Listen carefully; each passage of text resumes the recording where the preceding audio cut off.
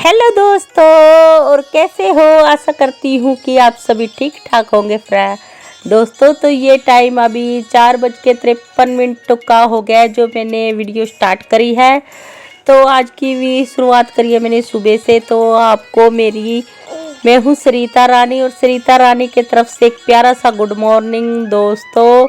तो बस अभी सभी सोए हुए हैं और दीपांशी को के लिए मैं आ गई हूँ अभी उसकी ब्रेकफास्ट की तैयारी करने। सब्जी वगैरह मैंने बना दी है क्योंकि उठी तो बहुत ज़्यादा सुबह थी, 4:30 के करीब नहा धो ली थी मैं। तो बस वीडियो की शुरुआत मैंने 4:53 से शुरू करी है।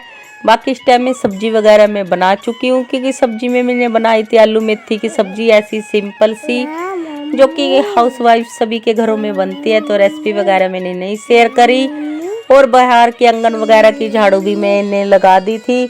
तो बस अभी मैं इसके लिए रोटियों के लिए आटा वगैरह लगा रही हूँ, और एक तरफ मैंने चाय बनने रख दी है, और एक तरफ थोड़ा गुनगुना सा पानी होने रख दिया है।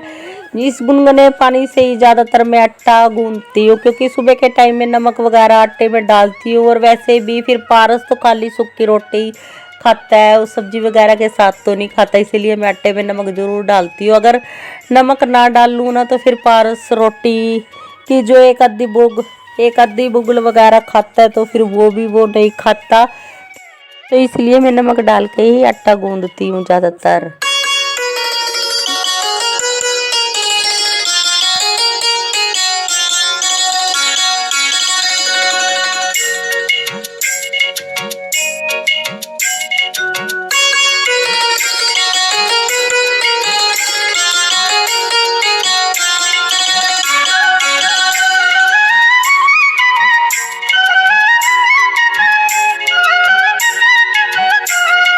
तो बस भी आ गई थी रोटी बनाने। तो सबसे पहले मैं दीपांशी को तो मैं बाहर वो सोई हुई थी, उसको उठाया ही हूँ, वो ब्रश वगैरह करने लग रही है। तो सबसे पहले ये दीपांशी के लिए पराठे सेक लेती हूँ, और इसके लिए ये मैं सबसे पहले तो मैंने गाय की रोटी बना के मैं सबसे पहले निकाल देती हूँ। और फिर ये ट्रायंगल शेप के उसको आदत है ऐसी इसी तरह के ट्रायंगल शेप, चौरस, इस तरह के सुबह के टाइम में पराठे बनवा के खाती है मेरे से। तो इसके लिए मैं ट्रायंगल शेप के 2-3 पराठे बना दूंगी, जिसमें से वो एक खा के जाएगी और एक लेके जाएगी, और एक मैं ये पारस के लिए बना के रखती हूँ।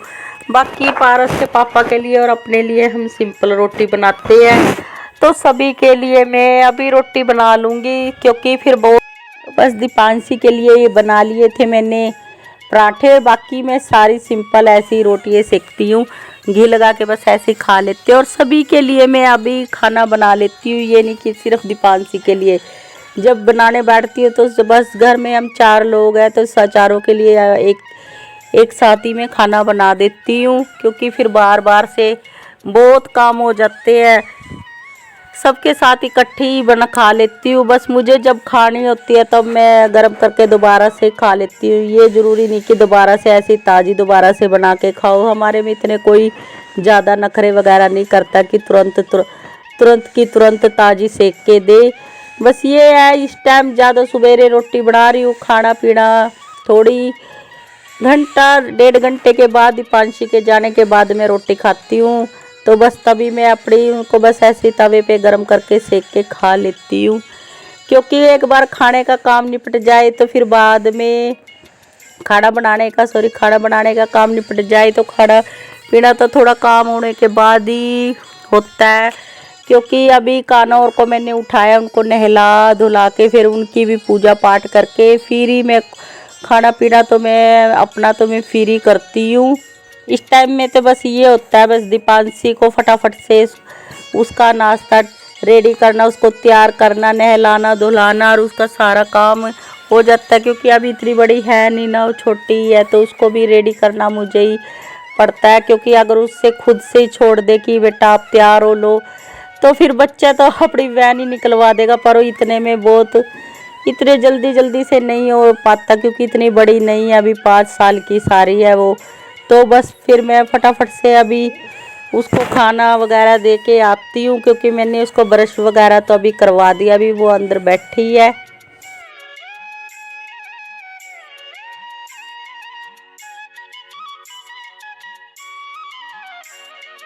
और वो सवेरे उठते ही दूध वगैरह तो उसको लेने की आदत नहीं है। मैं तो बस वो सुबह के टाइम में पराठे के साथ थोड़ी सी चाय वगैरह लेती है, तो बस एक पराठा दे दूँगी। और सब्जी में मैंने आलू मेथी की सब्जी भी मैंने सुबह उठते ही मैंने बना दी थी।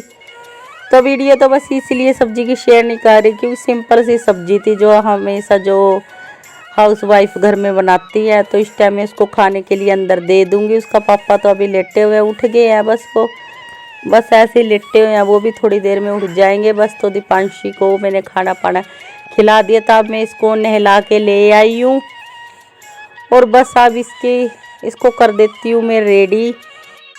ज़्यादा सुबेरे अगर ना उठूँ ना तो सारा काम करना, सारे काम को मैनेज करना बहुत ही ज़्यादा मुश्किल हो जाता है। तो मुझे तो बहुत ही ज़्यादा सुबेरे उठना पड़ता है और वैसे भी मेरी आदत ही बन गई अब तो सुबेरे उठने की। संडे के दिन भी मैं तो बहुत ही ज़्यादा जल्दी उठ जाती हूँ। तो बस अब मैं इसको फटाफट से रेडी कर रही हूँ। इसको स्कूल भेजने के बाद भी फिर देखो कितने ही सारे काम हो जाते हैं। इसके जाने के बाद फिर घर को और काम समेटना मुश्किल होता है क्योंकि जिस दिन पारिस की जिस दिन दीपांशी की छुट्टी होती है उस दिन तो थोड़ा बहुत चलो ये अपने भाई का ध्यान रख लेती है, मैं आसानी से काम करती रहती हूँ। पर जिस दिन ये स्कूल जाती है उस शरारती बच्चों को संभालना, घर का काम संभालना बहुत ही ज़्यादा मुश्किल होता है। पर इसीलिए तो जल्दी उठ के जितना काम हो सके उसके पापा के होते होते मैं सारा अपना काम निपटाने की कोशिश करती हूँ। जिस दिन अगर थोड़ा लेट हो जाए ना तो बस पूछो ना, ये बच्चा शरारती कितना इधर उधर का फालतू का टाइम मेरा ये लगवा देता है। तो बस मैंने इसको सारा नहला धुला के कर दिया। निकल गया दिन, हो गया टाइम 6:50 हो गया और बस 5 मिनट लगेंगे इसको बस स्टॉप तक छोड़ के आने में। पूरे 7:05 पे इसकी आ जाती है वैन। तो अब मैं जाती हूँ इसको छोड़ने। तो आप हमारे ब्लॉग में बने रहना फ्रेंड्स। चलो, शरारती बच्चा खड़ा हो गया, हल्का हल्का सा निकला हुआ है दिन, देखो लनीमा पे सूरज, और ये खड़ा हो गया मशीन में। अभी मेरे कपड़े धुल रहे हैं तो उसको बस निचोड़ना कंघालना है। और इसकी वजह से अगर ये थोड़ी देर तक सोता रहता तो आराम से मैं कपड़े भी अपने कर लेती। और ये शरारती सा बच्चा, बेटा आप यहाँ पे बैठ के आराम से फोन देख लो, मैं माम कर लूँ मैं माम। चलो बैठो फिर, कह दो फ्रेंड को हाय बोल दो, कह दे हेलो फ्रेंड्स, कह दे हेलो हाय रे। चलो बैठ जाओ फिर, मैं माम कर लूँ, ठीक है। और मैं भी बैठूँ आपके पास। हाँ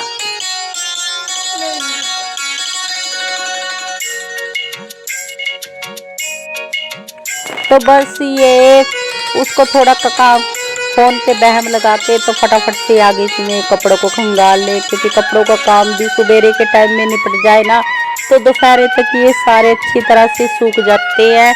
और फिर इनको टाइम से सूखने के बाद इनको अच्छी तरह से फिर तय करके भी रखे जाते हैं।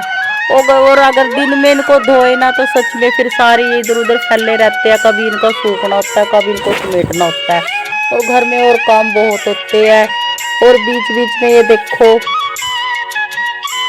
फोन को दूसरी तरफ गिर के बाहर ये खेलने चला गया था गेंद के साथ, क्योंकि साथ वाला पड़ोस का बच्चा भी है, वो भी इसी के उम्र का ही है तो उसके साथ इसको खेलना बहुत अच्छा लगता है। और अभी इसके पापा यहीं है तो वो भी इसके पास ही, इसके साथ वो बाहर बैठे हैं, तभी ये चला गया है तो खेल रहा है वो पारस तो बाहर। और फटाफट से, और इस टाइम है ना सुबह के टाइम, इतनी सुबह के टाइम में ताज़ा पानी भी आता है तो आराम से फटाफट से मैं अपने कपड़ों का काम निपेट रही हूँ। कपड़ों को निपटाने के बाद फिर मैं अपनी अच्छी तरह से इसके पापा के जाने के बाद थोड़ी सी ठहर के फिर मैं क्लीनिंग का काम में लगूंगी।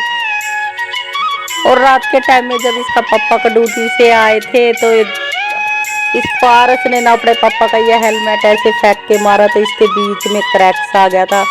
तो बस सुबह के टाइम में इतनी जल्दी तो कहाँ से क्या करना, तो फिर जाना भी दूर था तो फटाफट से इसको टेप की हेल्प से इसको शीशे को मैं ऐसे जड़वा रही हूँ, क्योंकि अचानक ही देखा इसका सारा शीशा तो क्रैक हो रहा था।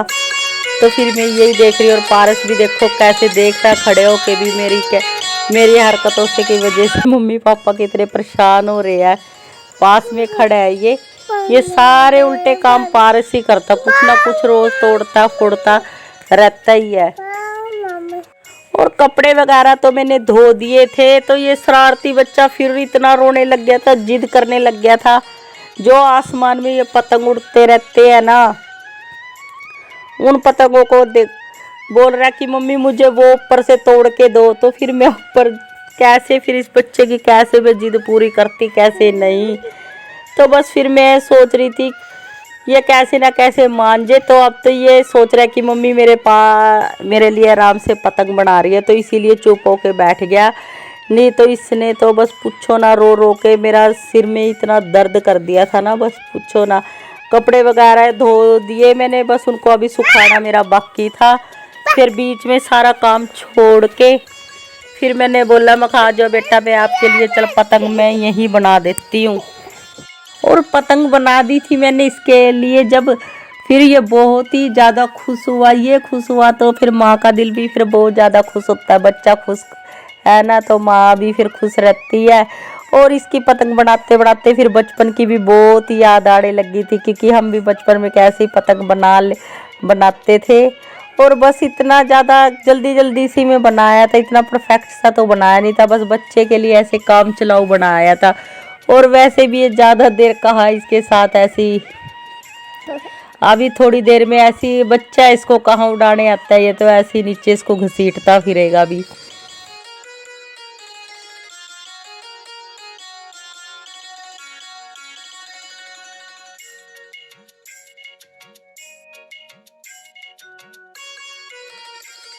और ये देखो पारस गली में कितना खुश होता है ये इसका पतंग उड़ाना हो रहा है, गलियों में ऐसे घसीटता फिर रहा है, इधर से उधर इधर से उधर, पूरी मस्ती कर रहा था। तो थोड़ी सी वीडियो मैंने इसकी रिकॉर्ड कर रही इसकी मस्तियों की। और बस खुश पूरा था कि मम्मी ने इसके लिए पतंग उड़ा दिया था। बस दूसरों की पतंग ऊपर उड़ रही है, इसकी धरती पे ऐसे घसीट रही है। और बस फिर इसको ये खेल ही रहा था गलियों में बस।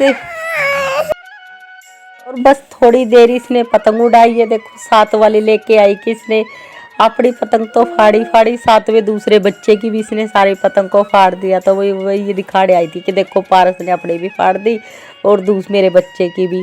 तो बच्चों का तो बस यही होता रहता है। तो बस फिर ये पतंग उड़ा तो फिर ये फिर से मेरे पास आ गया था कि मम्मी फिर से मेरे लिए दूसरी पतंग बनाओ। तो बस फिर मैं अभी अपने काम में लग रही हूँ। मेरे जो कपड़े रहते थे तो बस उसको मैं सुखाने लग रही हूँ। कपड़े सुखाने के बाद मैंने इसके लिए फिर से एक पतंग बनाई थी। तो बस बच्चे के साथ पूछो ना फ्रेंड्स कितना थोड़ा, और ये अभी 1.5 साल का ही है ना, तो थोड़ी दिक्कत हो रही है। तो इतने छोटे बच्चे के साथ सारा काम करना भी बहुत ही थोड़ा मुश्किल होता है, इसलिए बहुत सवेरे उठ के सारा काम में लगी रहती हूँ, बिना थके बिना रुके। सारे दिन मशीन की तरह काम करना पड़ता है, तब जाके कहीं घर सारा संभालना होता है। तो बस फ्रेंड्स आज के ब्लॉग की हो जाता बहुत ज़्यादा लंबा, तो आज के ब्लॉग को करूँगी मैं यहीं पे रोकूँगी, यहीं की वीडियो को। तो अगर आप मेरे चैनल पे नए हैं तो प्लीज़ मेरे चैनल को सब्सक्राइब कर लेना, बेल आइकन के बटन को दबा लेना और वीडियो को ज़्यादा से ज़्यादा शेयर करना फ्रेंड्स। आगे मैं ले आऊँगी अपनी डेली के रूटीन लेके आती रहूँगी। तो बस, तो वंदे मातरम, जय Hind, thank you for watching friends.